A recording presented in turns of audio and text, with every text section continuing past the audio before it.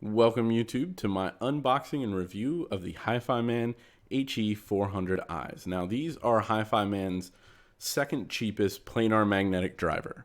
Now their first cheapest being the HE400S. The difference between the I and the S is, from what I know, the I's are a little bit better built and use a little bit better quality materials and have a little bit better fit and finish. There's also some sound signature differences, but not terribly so. The reason why I wanted to do an unboxing is because the box that these come in is incredibly nice. It is this like leather, pleather, bonded leather, whatever, wrapped case that is stitched together and has this inlaid dual color top with an actual genuine leather embossed strap to open the box with. It's a great unboxing experience. And then once you get inside the box, the headphones are stuck into this perfectly cut out felt lined foam that stores them.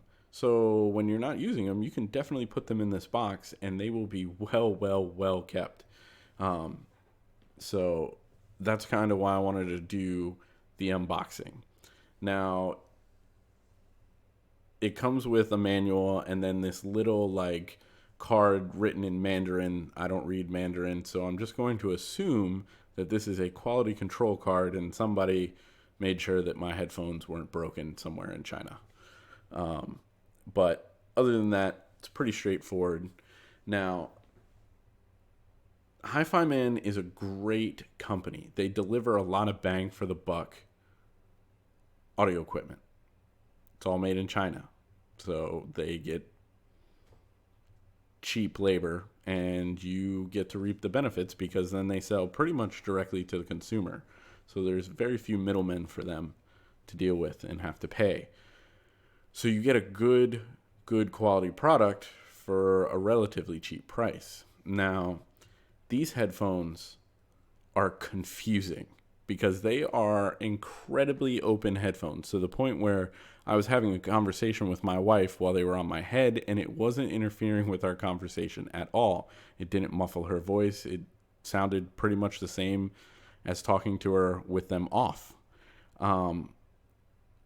But then it comes with this 5-foot long cord cable that has a right angle adapter, like it's meant for portable use, like to be connected directly to your iPhone. Now, while they're incredibly efficient to drive, and my iPhone or your Droid could drive them incredibly easily, they're open. Like if you took them anywhere to listen to anything in public, people would A, hear whatever it is you're listening to, and B, you would hear everything that they were saying and doing, so it would interfere with your listening. So I don't understand their logic for trying to gear this towards a more portable audience.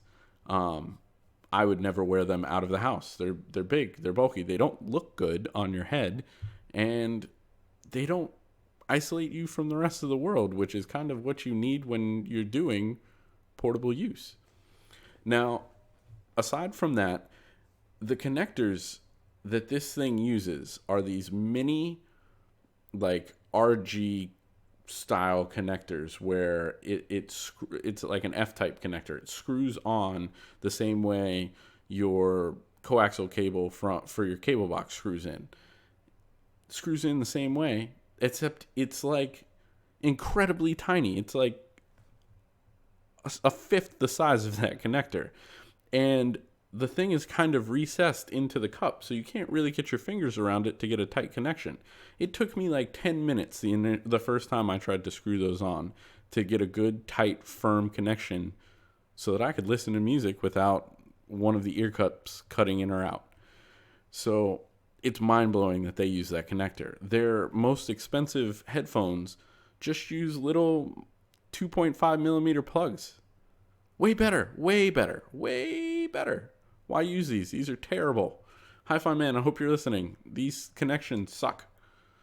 Now, let's move into comfort. These are incredibly comfortable.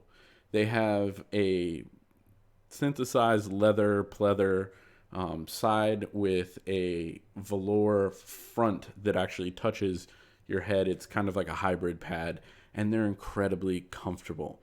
The clamp pressure is perfect. It is perfect. It is perfect. These are the only headphone that's more comfortable than these are the AKG K7XXs.